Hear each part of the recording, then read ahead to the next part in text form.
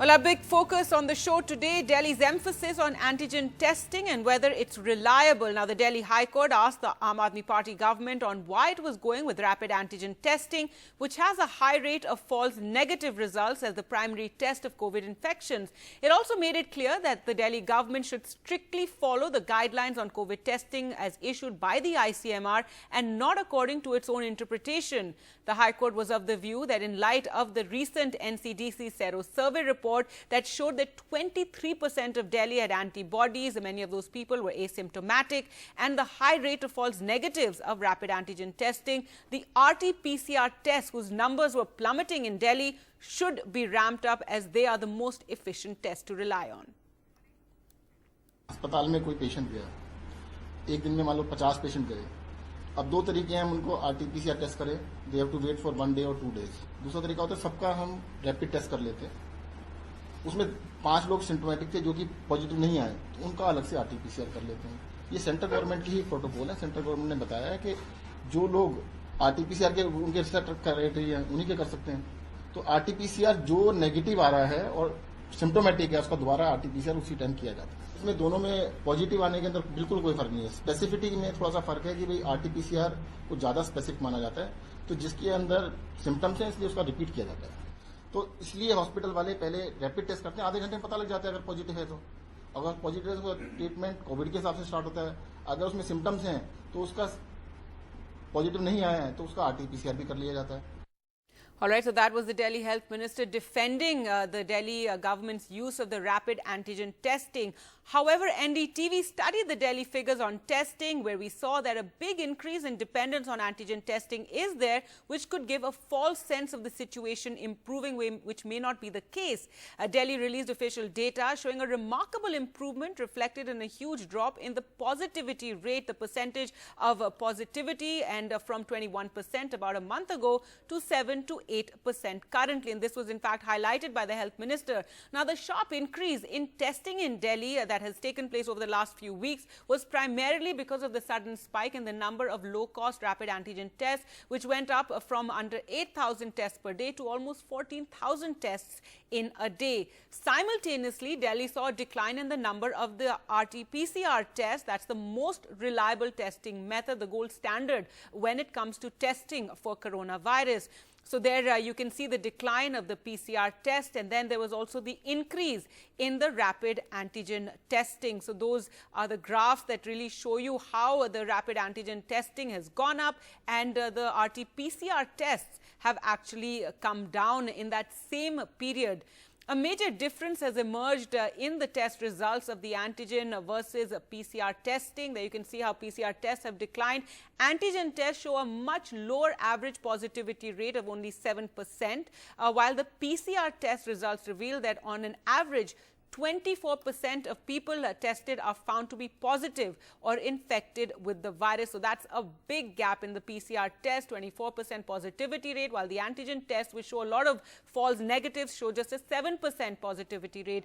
So this shows that the primary reason perhaps for the overall decline in Delhi is due to this increased reliance in the antigen testing, that the coronavirus is still very much raging in Delhi with a high positivity rate, and that the fight against coronavirus is still very much underway in Delhi. And to talk more about this, we're now joined by Anant Bhan, a researcher, bioethics, global health and policy. Thank you so much, Anant, for joining us.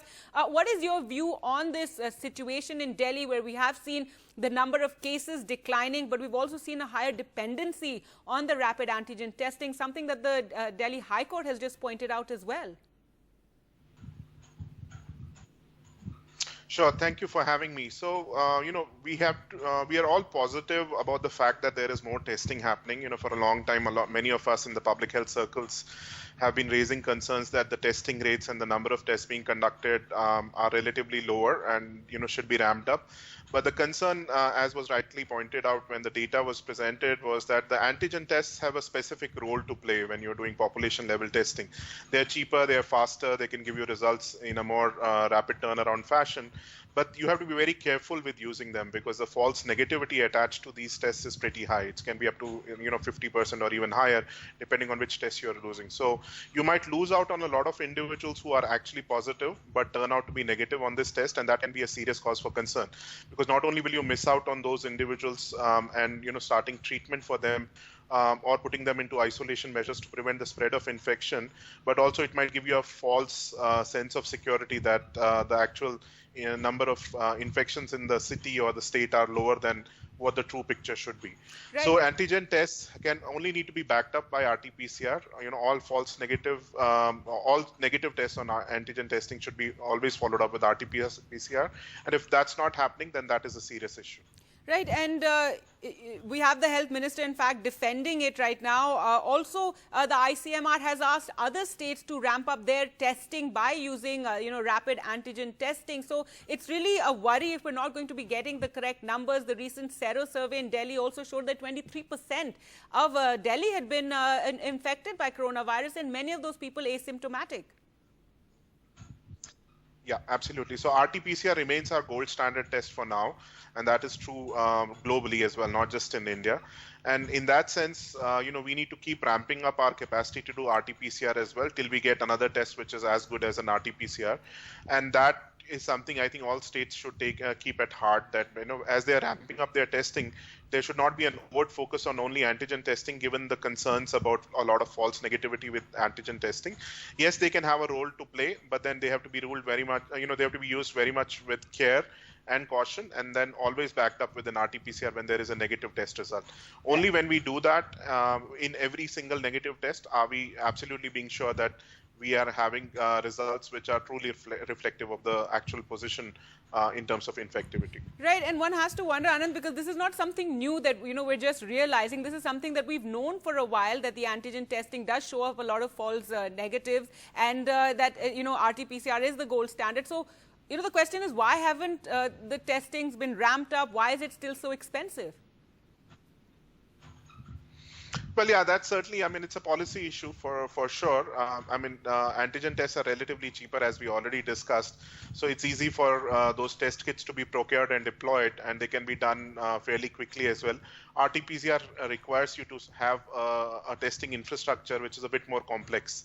There is a lot of innovation happening in that domain, and maybe that's the right thing to do, is to encourage that innovation, especially domestic innovation, and get more molecular tests, the RT-PCR kinds, out and available in all parts of the country, including Delhi. And if we do that, then we would actually have more reliable test results and give us a truer picture of the spread of the pandemic and what kind of disease burden we are facing. So why not leverage science and innovation towards that rather than just spending time and money buying more and more antigen tests.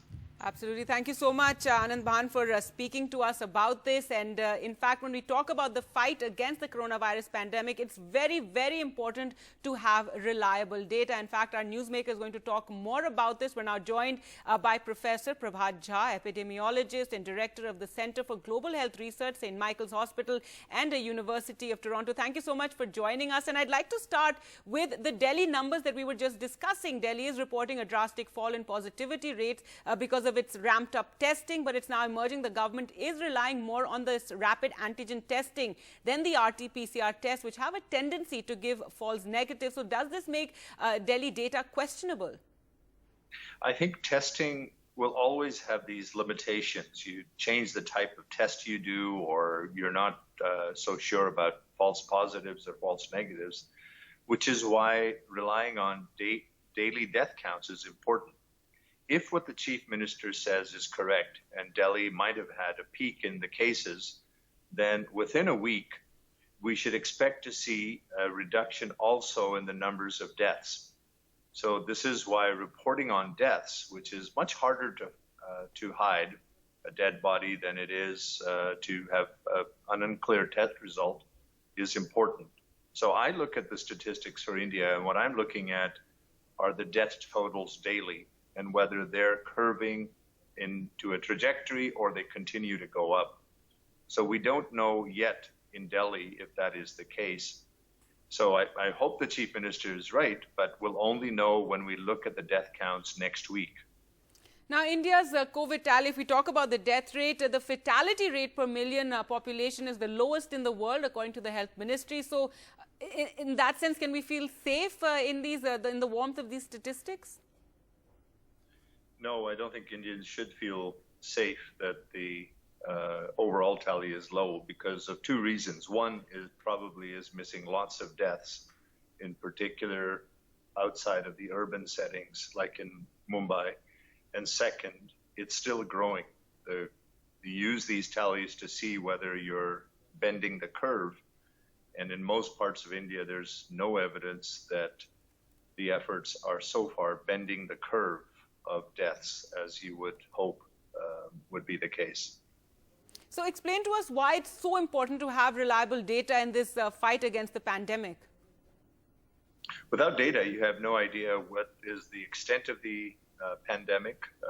In India, the testing has been increased, but is quite uneven. And the most important statistics to gather actually are deaths. And if you know the deaths and where they're occurring, then you can also get some sense of whether the trajectory of the epidemic is peaking and coming down. And deaths are particularly important because of the biases in testing. But in most parts of India, deaths do not get registered or medically certified. And most deaths still occur in the rural areas of India. So if we don't know, then if you don't have the data, you don't know what is going on in terms of the pandemic. In fact, speaking of death numbers, experts had written a letter to the West Bengal government after it emerged that the government was making 2 lists of deaths. So do you fear that other state governments in India could also be keeping their COVID count low?